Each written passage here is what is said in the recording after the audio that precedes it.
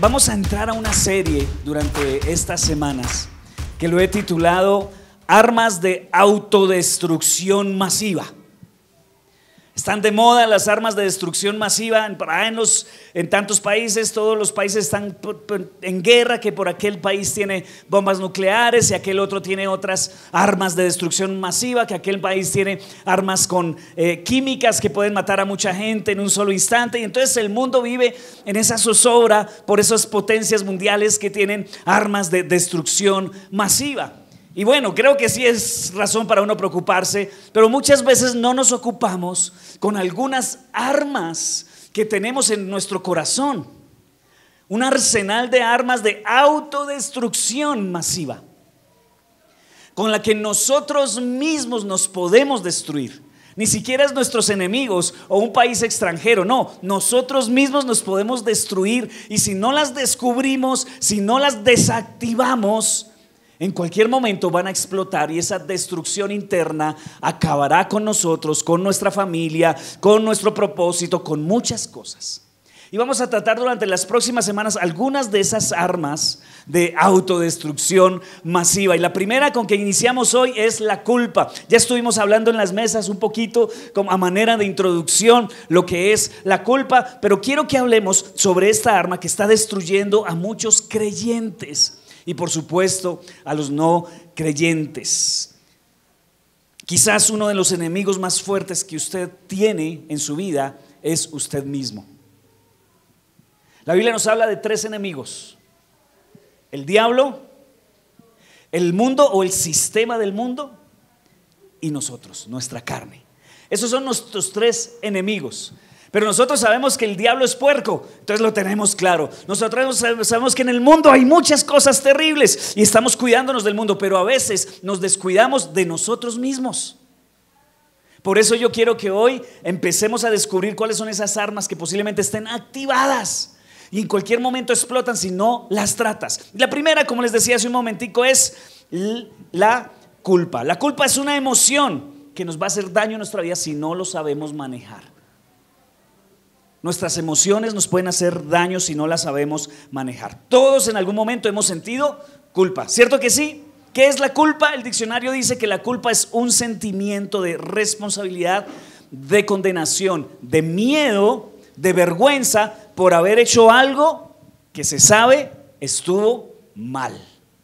Eso es la culpa. La persona sabía que estaba mal, lo hizo, vino un sentimiento interno de vergüenza, de responsabilidad, de miedo. Y muchos no son conscientes de ese sentimiento. Yo sé que todos en este lugar nos ha tocado a través de la vida ir aprendiendo a conocer los sentimientos. Sentíamos algo y no sabíamos qué era. Es que tengo un sentimiento pero no sé qué es. Posiblemente sea culpa. ¿Y estás lidiando con ese sentimiento? Si no estás lidiando correctamente con ese sentimiento, es una bomba que puede explotar y va a destruir tu familia, va a destruir muchas cosas, tu propio corazón, y no somos conscientes a veces. Todos nos equivocamos. ¿Cuántos le dan gracias a Dios porque todos nos equivocamos y no es solo usted? ¿Cierto? Gracias a Dios que no soy el único que me equivoco. Todos nos equivocamos. ¿Sí ven? Ya me equivoqué. Entonces todos nos equivocamos, así que no se ría de mí porque usted también se equivoca. Pero entonces al equivocarnos nosotros no buscamos ese sentimiento, es automático. La equivocación produce sentimiento de culpa. Eso es automático. ¿Dónde comenzó la culpa? Allá en el Edén. Adán y Eva estaban en el Edén. Edén significa un lugar de deleite. Estaban en un lugar de deleite, pero Dios les dio un solo mandamiento: no pueden comer de ese fruto. La curiosidad llevó a Adán y Eva a probar de ese fruto, a comer de ese fruto, y cayeron en desobediencia. Algo se destruyó en su corazón en ese momento y por primera vez experimentaron un sentimiento que jamás habían experimentado. Se sintieron avergonzados, desnudos con temor. ¿Y qué fue lo que hicieron? Se escondieron. ¿Recuerdan que Dios dijo: ¿dónde estás? Estaban por allá detrás de una mata, detrás de un arbusto, detrás de una piedra. Eso de esconderse es el síntoma de una enfermedad que se llama culpa. Tenían culpa. A partir de ese momento, toda la humanidad nació con la tendencia al pecado. Y tan pronto cometes un primer pecado en la vida, inmediatamente el sentimiento de culpa llega a tu vida. No lo puedes evitar, no lo puedes evitar, ¿cierto? Por lo menos al principio, porque hay personas que ya de tanto fallar, sin tratar bien ese sentimiento de culpa, se ha cauterizado su conciencia y ya hay gente que ya no siente culpa. Yo estaba en el ejército. Una vez hablando con un compañero, me dijo, contándome su historia, venía de una ciudad diferente, lo reclutaron para ahí, llegó aquí y me contaba, me decía, yo soy sicario, yo tengo tantos muertos en mi vida. Y yo, ay Dios, ¿a qué horas inicié la conversación con este muchacho? Y hablando con él me dijo, el primer asesinato es el más difícil, por ese sentimiento de culpa, pero después del segundo, el tercero y el cuarto, ese sentimiento se va deshaciendo, ¿cierto? Porque no se aprendió a lidiar con ese sentimiento. Entonces ese es un peligro que se corre, de no aprender a lidiar con la culpa. Y ese muchacho me decía, yo ya no, a mí ya no me da nada. Yo, somos amigos, ¿cierto? Tú y yo somos amigos, yo no te juzgo. Muy bien. Otro caso, y lo vemos en la Biblia, es el caso de Judas. ¿Recuerdan a Judas? Judas fue un hombre que caminó con Jesús, comió con Jesús, escuchaba las enseñanzas de Jesús. Jesús le confió el dinero, se llenó de avaricia, traicionó a su Salvador por plata. Y después, ¿qué le llegó a su vida? La culpa. Y vamos a ver una manera equivocada de gestionar la culpa. Mateo 27:3 dice, cuando Judas, el que lo había traicionado, vio que habían condenado a Jesús, sintió remordimiento y devolvió las 30 monedas de plata a los jefes de los sacerdotes y a los ancianos. He pecado, les dijo. Y eso está bien, hasta ahí va bien, ¿cierto? Hasta aquí va bien Judas. Sintió dolor, ¿cierto? No fue arrepentimiento, sino remordimiento, porque el arrepentimiento produce cambios. Y dice que reconoce que ha pecado, les dijo, porque ha entregado sangre inocente. Y eso a nosotros, ¿qué nos importa?, respondieron. Allá tú. Entonces Judas arrojó el dinero en el santuario, salió de allí, luego fue y se ahorcó. Mira la mala gestión de este sentimiento hasta dónde puede llevar a una persona. Hay personas que han acabado su vida por la culpa, han perdido la vida, la culpa lo destruyó. Entonces creo que es importante, iglesia, que nosotros desactivemos hoy en el nombre de Jesús esa arma de autodestrucción masiva que podemos tener o estar lidiando en nuestro corazón, la culpa. ¿Cuáles son los síntomas de que esa bomba está activada en nuestro corazón? Primero, hay una tristeza interior que no se va. Una persona con culpa, sin tratarla, anda con una tristeza todo el tiempo. Sí, no es una tristeza temporal, sino que permanece. Pasan las semanas, pasan los meses, pasan los años y hay una tristeza en su corazón. Salmo 31, 9 al 10 dice: ten misericordia de mí, Señor, porque estoy angustiado. Aquí está hablando el salmista después de unos pecados que cometió.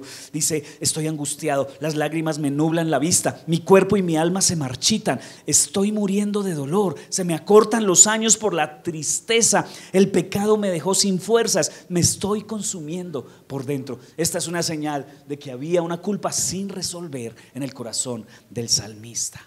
Y este es un síntoma, tristeza permanente. Otra síntoma de culpa no tratada es que se pierde la paz. Se puede perder la paz por muchas cosas, pero una de las razones por la que se pierde la paz es la culpa en el corazón. El Salmo 38:3 dice: debido a tu enojo, todo mi cuerpo está enfermo. Mi salud está arruinada a causa de mis pecados. ¿Cierto? Empieza a somatizar. La tristeza interna produce enfermedades externas. Hay gente que está enferma no porque haya adquirido un virus, no porque haya adquirido una enfermedad por alguna cuestión externa, sino porque haya una tristeza en su corazón a causa de una culpa no resuelta. Mira los beneficios de tratar bien la culpa, que puede traer salud a nuestras vidas. ¿Cuántos quieren ser sanos? Yo creo que de pronto hay que tratar con algunas problemas de culpa no resuelta aquí en nuestro corazón. Otra síntoma de la culpa es una carga. Anda como si estuviera llevando una carga todo el tiempo, una carga pesada, y esa carga como que no lo deja disfrutar la vida, como que no acelera en la vida, porque cuando usted está cargado va despacio, no avanza. Salmo 38:4 dice: mi culpa me abruma, es como un peso, ¿cierto? Es una carga demasiado pesada para soportar. Está hablando el salmista porque ha cometido pecados y todavía no ha resuelto ese asunto. Entonces anda como una carga pesada. Otro síntoma de una culpa no resuelta en nuestro corazón, de que está activada esta bomba, es un sentimiento de suciedad. Porque el pecado trae sentimiento de suciedad.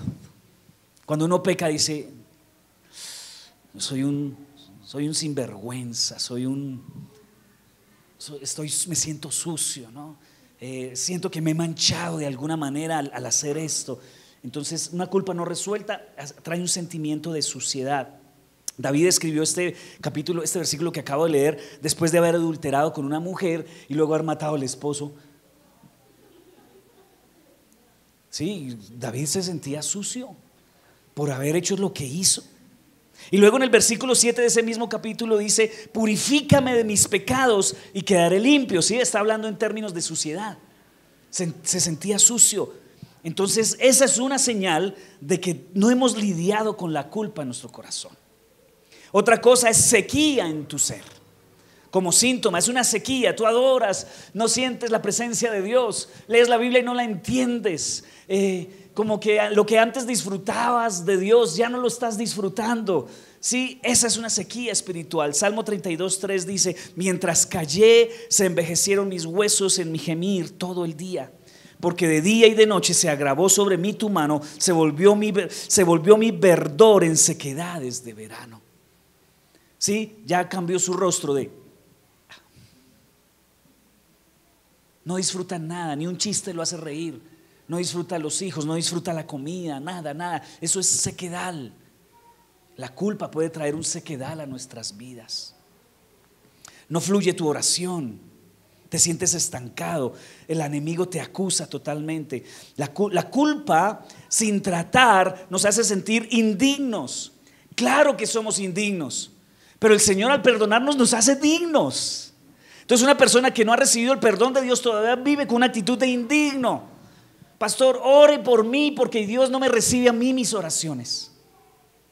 Buscamos a alguien que haga lo que yo no me siento digno de hacer. Eso es una señal de que tenemos un problema de culpa. Hay un caso en la Biblia que nos da todas estas señales, y es el caso de la vida de José. ¿Recuerdan de José? José, el niño de la túnica de colores, que el papá consentía muchísimo y los hermanos se llenaron de envidia. ¿Qué hicieron ellos? Por la envidia lo echaron a un pozo, le quitaron su túnica. Luego vendieron a José a unos mercaderes que iban hacia Egipto y untaron de sangre la túnica de José y se la llevaron al papá y le dijeron: no, su chino se murió. Tanto que lo queríamos, hombre, qué tristeza. Y llegaron con esa noticia al papá. Tremendo, ¿no? Pero más adelante vemos lo que dice en Génesis 37:28, lo que pasó con José. Dice: así que cuando los mercaderes se acercaron, sacaron a José de la cisterna, se lo vendieron a los ismaelitas por 20 monedas de plata.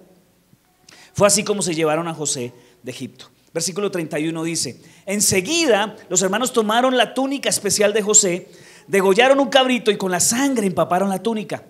Luego la mandaron a su padre con el siguiente mensaje: encontramos esto, fíjate bien si es la túnica de tu hijo. Descarado, ¿sí o no? En cuanto Jacob lo reconoció, exclamó: sí, es la túnica de mi hijo. Seguro que un animal salvaje se lo devoró y lo hizo pedazos. Y Jacob se rasgó las vestiduras y se vistió de luto, y por mucho tiempo hizo duelo por su hijo.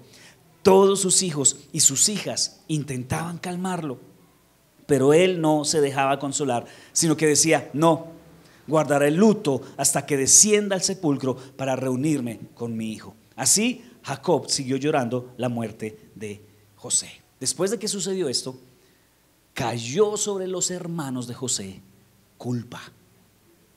Siempre que le sucedía algo a ellos, decían, eso fue por lo que hicimos. Se rompió una pierna el hermano mayor, eso fue porque vendimos a José. Se les perdió un billete de 100,000, eso me pasa por haber vendido a mi hermano. ¿Cierto? Que hubo un problema en la familia, Dios me está castigando. Ese es el espíritu de culpa que te está recordando todo el tiempo los errores que cometiste. Ellos, como no habían solucionado el asunto, cada vez que les pasaba algo malo, ¿qué pasaba? Por lo que le hicimos a José. Pasó el tiempo, leamos la historia en Génesis 42, dice: José los encerró en la cárcel durante 3 días. Ellos fueron allá porque necesitaban grano, ya no lo reconocieron, creían que José seguro se había muerto, en fin, no sabía nada de José. José había progresado, José estaba bien, José era gobernador de Egipto, necesitaban comida, fueron de José y José cogió y les dijo: venga para acá, los voy a meter a la cárcel. Versículo 22, 21 y 22. Pero se decían unos a otros: sin duda estamos sufriendo las consecuencias de lo que le hicimos a nuestro hermano José. Aunque vimos su angustia cuando nos suplicaba que le tuviéramos compasión. Ellos se imaginaban la escena cuando cometieron el pecado. Dice: vimos la angustia cuando él nos suplicaba y no fuimos capaces. ¿Cierto? Mira ese remordimiento que ellos tenían. ¿Cuántos años? Muchos años. Pero por eso ahora nos vemos en aprietos. Entonces habló Rubén: yo les advertí que no le hicieran daño al muchacho, pero no me hicieron caso. Ahora tenemos que pagar el precio de su sangre. ¿Sí ves? El sentimiento de culpa no tratado nos hace pensar que tenemos que pagar eso hasta la eternidad. Que toda la vida tenemos que pagar el error que cometimos. ¿Alguna vez fallamos? Tal vez alguna chica quedó embarazada en su juventud y toda la vida, cualquier cosa que le pase, de una vez dice: ¿hasta cuándo tendré que pagar ese error? Y luego ve los hijos que toman decisiones como las que usted tomó y dice: mire, ahí estoy pagando lo que hice. Y le va mal en algo, estoy pagando lo que estoy haciendo. Esto es lo que no te hablan los que promueven el aborto, de este sentimiento de culpa eterno que tienen estas mujeres cuando empiezan a enfermarse, porque esos tratamientos traen enfermedad. Cuando empiezan a ver el pasado y ya no quedan embarazadas y no pueden tener hijos con su pareja que eligieron. Ese sentimiento de culpa, de eso no hablan, de eso no nos hablan, de eso no nos dicen, de que ahí hay una culpa que no ha sido resuelta por años, y cualquier cosa que le pase de una vez va a decir: aquí estoy pagando lo que hice. Entonces la culpa te lleva en un deseo inconsciente de autocastigarte.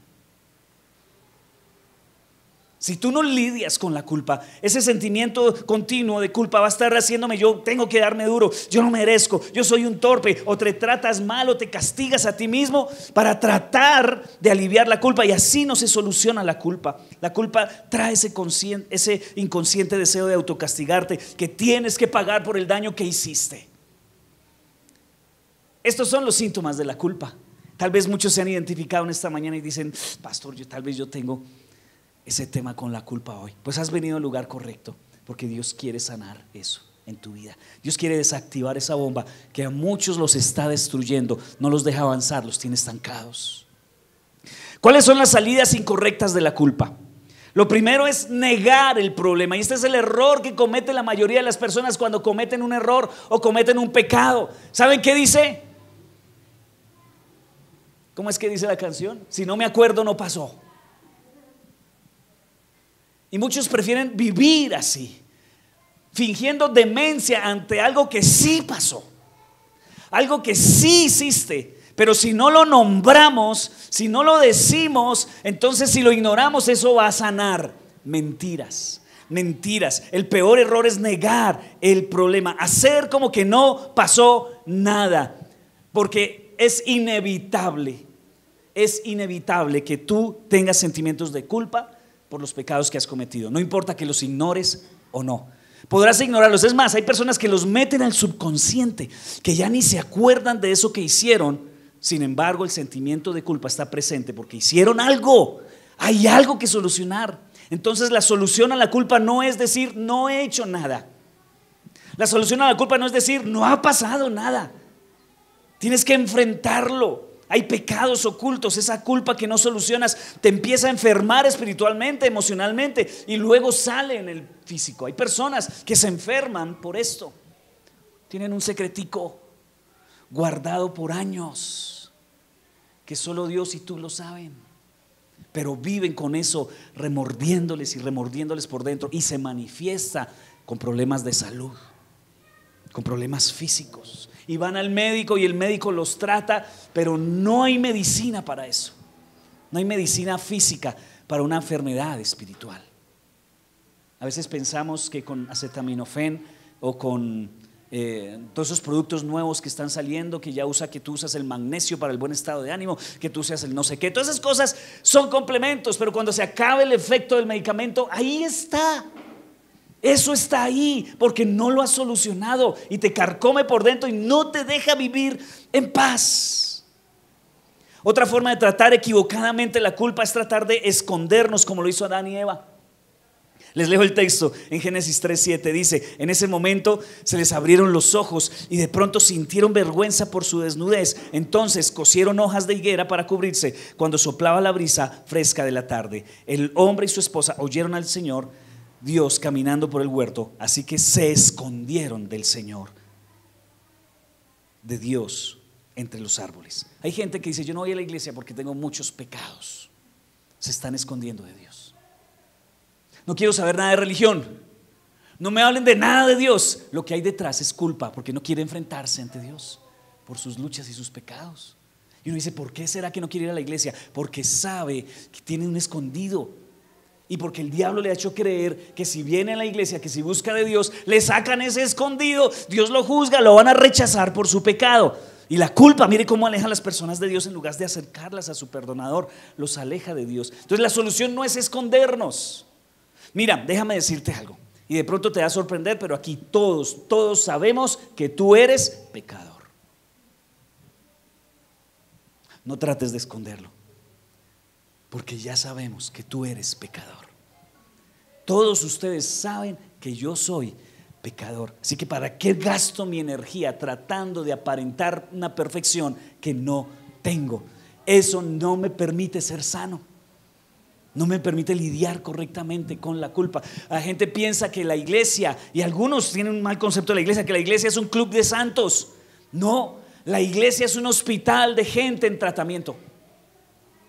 Todos los que están alrededor tuyo son personas llenas de pecado que algún día decidieron confesarlo y decir: Señor, sí, he pecado contra el cielo y contra ti, necesito que me perdones. Eso es la iglesia. Eso es la iglesia. Pecadores en tratamiento, en terapia. Entonces es un error esconder el pecado. Otro error que cometemos, y de pronto en las mesas salió a la luz ahorita, y es justificarnos. Justificar el pecado, ¿no? Así comienza, así como convences al mundo entero, tú no puedes convencer a tu corazón, ¿cierto? En la mesa mía hablamos ahorita de que ese esposo que golpea a la esposa y dice: pues que ella me provocó. No reconoce que cometió un pecado, sino que dice: es culpa de ella. La mujer que es infiel dice: es que el esposo me descuidó, no estuvo pendiente de mis necesidades. Siempre justificamos, es decir, mejor dicho, gracias por pecar. Qué detallazo tuyo al pecar, de verdad, te entiendo. Como ese que se sube al bus y dice: deme, porque es que si no me den me toca ponerme a robar. Va a justificar su pecado de robar porque no le dieron. Y así somos, no enfrentamos el pecado. Y esa es una manera equivocada de tratar con la culpa. Otra manera equivocada de tratar con la culpa es proyectarla. Es decir, cuando vemos a una persona que hizo lo que yo hice, le damos con toda, porque no somos capaces de reconocer en nosotros. Entonces vemos a las personas que actúan como yo y juzgamos y criticamos y hablamos. Mira, a la gente que critica, tal vez, a la gente que tú criticas, tal vez es porque tenga los mismos pecados tuyos. Esas personas que tú juzgas, posiblemente estés juzgando tus pecados en otra persona. Y esa es una forma equivocada de tratar. Cuando tengo un error, trato de verlo en los demás y lo ataco. Eso es un mecanismo de defensa para que yo no me sienta culpable, para que esa persona reciba el castigo por la culpa que yo tengo. Y eso no soluciona el problema. Génesis 3:11 al 13 dice: ¿quién te dijo que estabas desnudo? Dios reclamándole a Adán. Le preguntó el Señor Dios: ¿acaso has comido del fruto del árbol que te ordené que no comieras? ¿Qué contestó el hombre? Yo me hago una pregunta, iglesia. ¿Qué hubiera pasado si Adán ese día dice: Señor, sí, me equivoqué, perdón? Pero no lo hizo. ¿Qué hizo Adán? A la mujer dijo: Señor, la que tú, en pocas palabras le echó la culpa a Dios, porque dijo: la que tú me diste. O sea, yo soy pecador es porque esta vieja es pecadora. No es porque yo sea malo, no, es ella que me obligó a pecar. Y entonces Dios trató con él y luego miró a la mujer: mujer, ¿es cierto que usted pecó? ¿Qué hizo? ¿A quién le echó la culpa? A la serpiente. Ustedes han visto las serpientes cuando sacan la lengua, ¿saben por qué la lengua es bípida? Porque sacó la lengua para señalar. Fueron estos dos. Fueron esos dos. A mí no me culpen. Todos, todo el mundo le echó la culpa a otro. Porque el hombre, nosotros siempre tratamos de poner la culpa en otro, y esa es una manera equivocada de lidiar con la culpa. Muy bien, pastor, ¿y entonces cómo lidio con la culpa correctamente? Porque lo que usted ha dicho me ha descrito. Tal vez muchos podrán decir en esta mañana que es lo que están viviendo en este momento, que su corazón está lleno de este sentimiento que está causando mucho daño en su vida, en sus relaciones, en todo. ¿Cómo lidio con eso? Pues la única solución a la culpa es el perdón. Es aceptar el perdón de Dios. No hay otra forma de lidiar con la culpa. Toda forma diferente a esto no la soluciona. Así que la forma de tratar con la culpa es recibir por fe el perdón que Dios me ofrece a través de la obra redentora de Jesucristo en la cruz del Calvario. Y la vía para recibir ese perdón es el arrepentimiento. Los hermanos de José cargaron toda la vida con la culpa. Aun cuando José se reveló a ellos, ellos no hicieron nada con la culpa, o lo hicieron mal. Tal vez hicieron todo lo que acabamos de ver. Y cuando murió Jacob, el papá, pensaban que José se aprovecharía para vengarse de ellos. Ellos estaban pensando que José estaba esperando que se muriera Jacob para decir: ya no está mi papá, ahora sí, mijiticos, vengan para acá. Miren lo que dice la Biblia, Génesis 50. Pero ahora que su padre había muerto, los hermanos de José tuvieron temor y decían: ahora José mostrará su enojo y se vengará por todo el mal que le hicimos. Entonces enviaron a José un mensaje que decía: antes de morir, y esto no lo dijo el papá, esto no aparece en la Biblia que lo dijo el papá, eso lo dijeron ellos para salvar su pellejo. ¿Qué dijeron? Antes de morir, tu padre nos mandó que te dijéramos: por favor, perdona a tus hermanos por el gran mal que te hicieron, por el pecado de haberte tratado con tanta crueldad. Por eso nosotros, los siervos del Dios de tu padre, te suplicamos que perdones nuestro pecado. Cuando José recibió el mensaje, perdió el control y se echó a llorar. Entonces sus hermanos llegaron y se arrojaron al suelo delante de José y dijeron: mira, somos tus esclavos. Pero José les respondió: no tengan miedo. Ellos pensaron que él iba a darles. ¿Y qué dijo él? No tengan miedo. ¿Acaso soy Dios para castigarlos? Ustedes se propusieron hacerme mal, pero Dios dispuso todo para bien. Él me puso en este cargo para que yo pudiera salvar la vida de muchas personas. No tengan miedo, yo seguiré cuidando. Y José, de verdad te admiro. ¿Qué va a hacer José con los que le ofendieron? Dice: yo seguiré cuidando de ustedes y de sus hijos. Así que hablándoles con ternura y bondad, los reconfortó.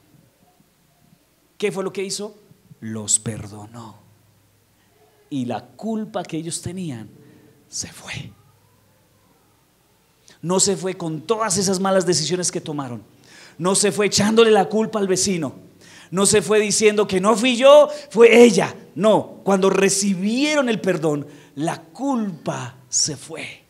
Muchos hemos cometido errores, pero la culpa nos está dañando la vida. Lo único que puedes hacer con tu culpa es buscar el perdón de Dios. Si recibes el perdón de Dios, inmediatamente la culpa se va. No importa que salgas y la gente no se olvide de tus errores. No importa. No importa que tu familia te diga: yo te conozco, yo sé lo que tú eres, no me vengas con ese cuento de espiritual y que alabas a Dios y que sirves en la iglesia y que ahora estás orando. Yo te conozco. No importa. Si Dios te perdonó, ¿qué importa lo que diga la gente? ¿Sí o no? Si Dios te perdonó, ¿qué importa lo que diga el mundo? Entonces, ¿cómo recibo ese perdón? Primero, y aquí va la parte práctica, iglesia, présteme atención de aquí en adelante estos próximos minutos, porque es lo que tú vas a llevar para hacer. Lo primero que hay que hacer para obtener el perdón, ese alivio de nuestra alma, esa desactivación de esa bomba de autodestrucción masiva, es reconocer que has fallado. A veces este es el paso más difícil, porque muchas personas no son capaces de reconocer que cometieron un error. Mientras no reconozcas, no va a haber sanidad para tu vida. Esa, iba a decir maldita, pero no voy a decir maldita, esa terrible actitud que tenemos nosotros de no reconocer las cosas, eso es terrible. Una persona que no reconoce es un sufrimiento. Uy, Dios mío, nada peor que una persona que no reconoce que tiene un problema.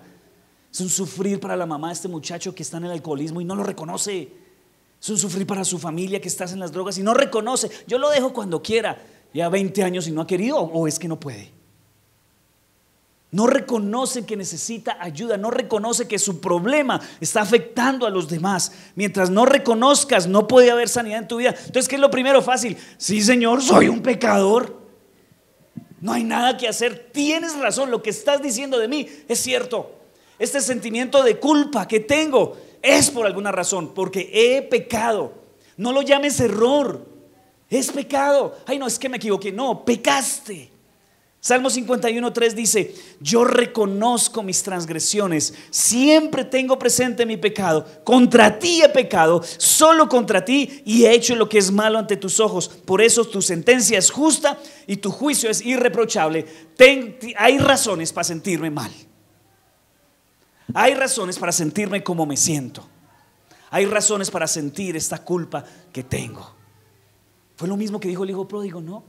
Le dijo al papá: he pecado contra el cielo y contra ti. No le puso apellido, le dijo: he pecado.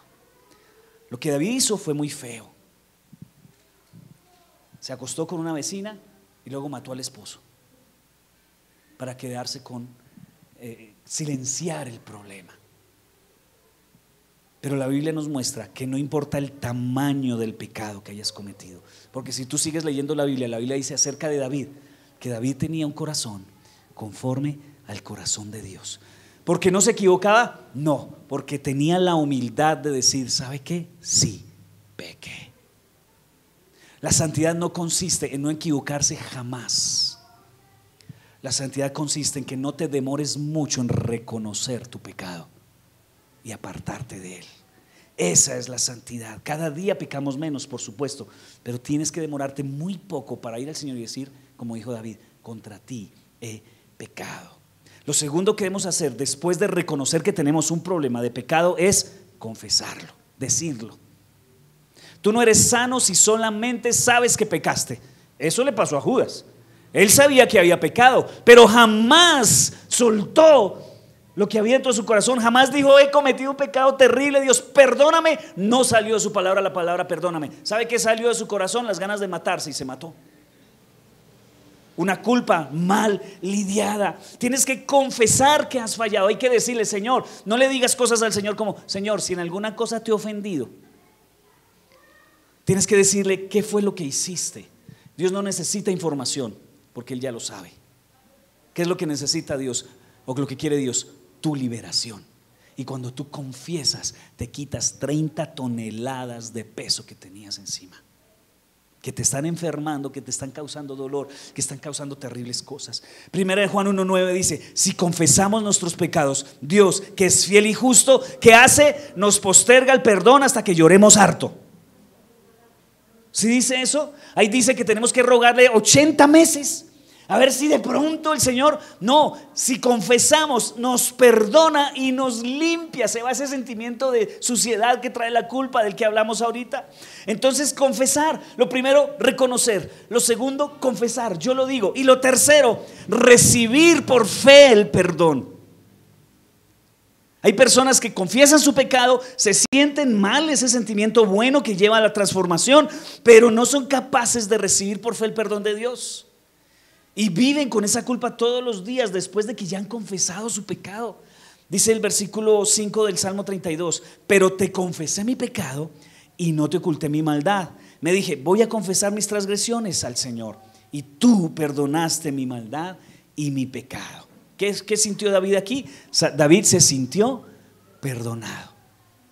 ¿Cuánto tiempo creen ustedes que se gasta Dios entre el momento en que tú pides perdón y que Él te perdona? ¿Cuánto tiempo hay en ese espacio?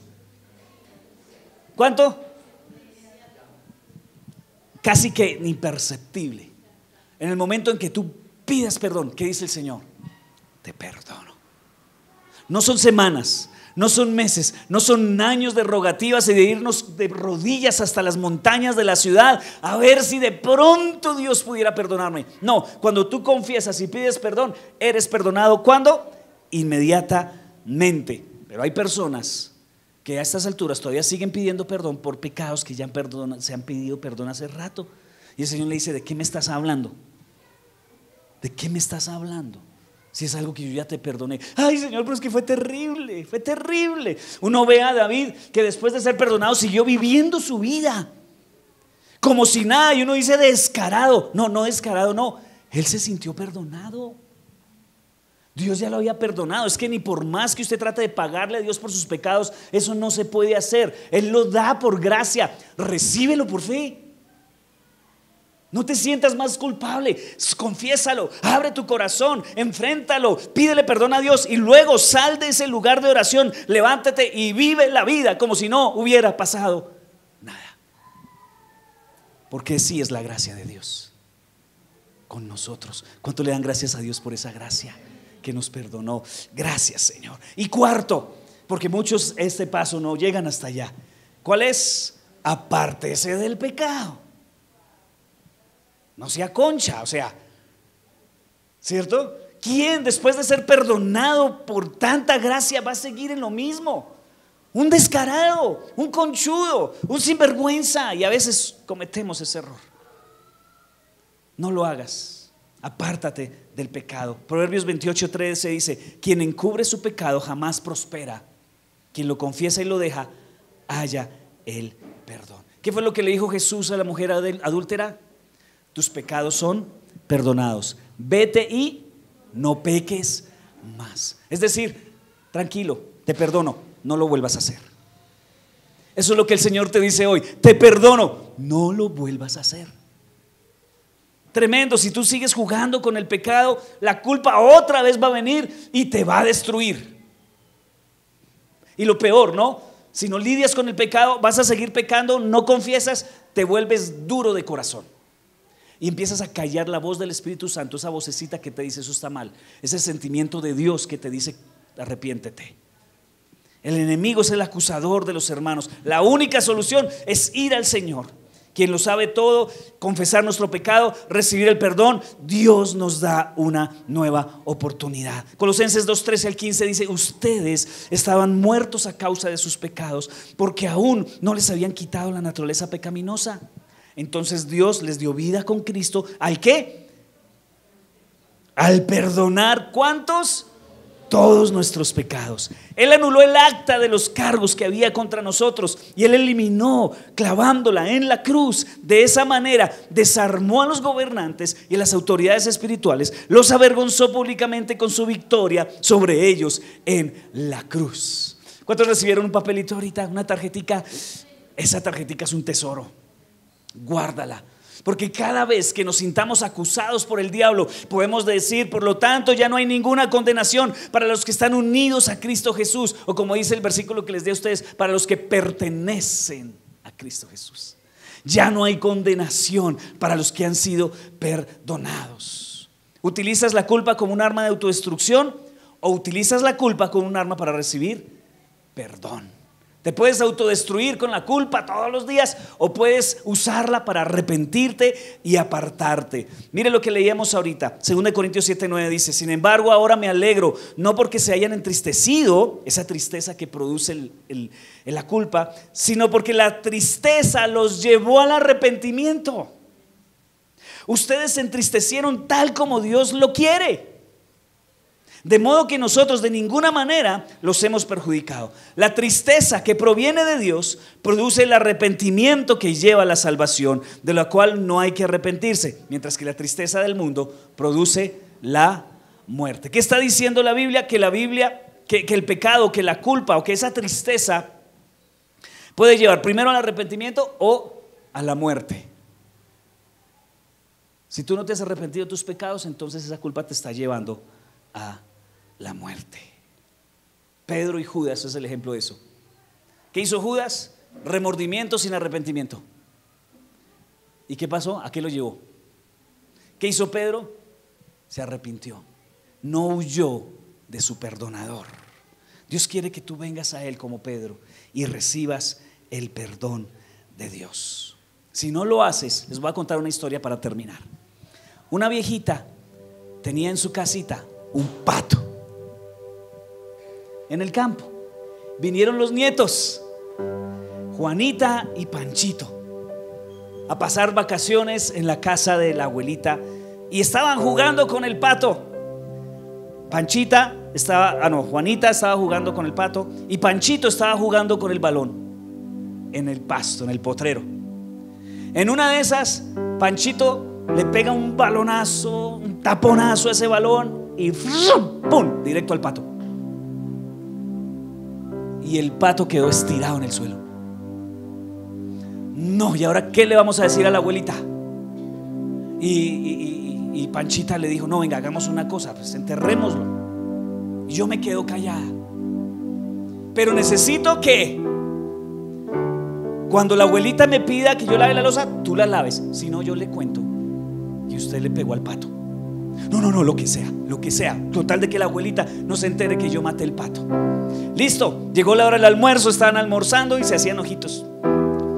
Otra que sí, que tranquilo, que no iba a decir nada. De un momento a otro dice la abuelita: muy bien, Panchita, ¿me puedes ayudar? O Juanita, ¿me puedes ayudar a lavar la loza? Abuelita, imagínate que Panchito quiere lavarla. Él me dijo que quería lavarla. Ay, Panchito, qué bien. Digo, así Panchito. Y Panchito se fue a lavar la loza. Lavando la loza. Y aquí le guardó su secreto. Él creyó que había sido pagada la deuda. Cuando llegó la comida y estaban comiendo, dice: bueno, Juanita, pues ya como Panchito lavó la loza del almuerzo, entonces tú puedes lavar la loza de la comida. Abuelita, imagínate que Panchito me dijo que él quería lavar la loza. Y Panchito: la loza. Se levantaron al otro día y entonces: vamos a hacer algo de oficio, niños. ¿Quieren barrer la casa? ¿Me ayudan, por favor? ¿Qué dijo Juanita? Panchito quiere barrer, abuelita. Y Panchito barra. Y así por una semana. Y Panchito ya estaba desesperado porque Juanita echaba una vida de reyes y él haga el oficio como soy la que lava, soy la que plancha, soy la que hace de todo. Y ya no pudo más. Se fue derecho de la abuelita. Le dijo: abuelita, le tengo que contar algo. Cuéntame, Panchito, ¿qué pasó? Yo maté al pato y estoy aburrido de que Juanita me tenga como su esclavo. Y le dice la abuelita: yo lo había visto desde el principio. Desde la ventana yo vi cuando le pegaste el pelotazo al pato, pero me quedé callada a ver qué ibas a hacer con esa información. Abuelita, perdóneme. Ok, hijo, te perdono. Llegó la hora del almuerzo y dijo: Juanita, ¿puedes lavar la loza? Abuelita, imagínese que Panchito quiere lavar la loza. No quiero lavar la loza y no la voy a lavar. Entonces le voy a decir a la abuelita lo que usted hizo. Ya le dije y no tienes con qué acusarme. ¿Ven la manera correcta de lidiar con la culpa? Si tú no lidias con la culpa, la vergüenza te consume. Si tú no pides perdón y te arrepientes, el enemigo te va a acusar, porque él es el acusador de los hermanos. ¿Y a quiénes acusa? A los que tienen su guardado, a los que tienen sus secreticos, a los que no han sido capaces de decirle: Señor, soy pecador, perdóname por este pecado. Y el día que tú lo hagas, el Señor te dice: te perdono, y eres libre. Ya no te puede acusar por un delito que ya fue perdonado. ¿Cuánto le dan gracias a Dios porque Él nos perdonó y ya no somos esclavos del acusador? Póngase de pie y oramos en esta mañana.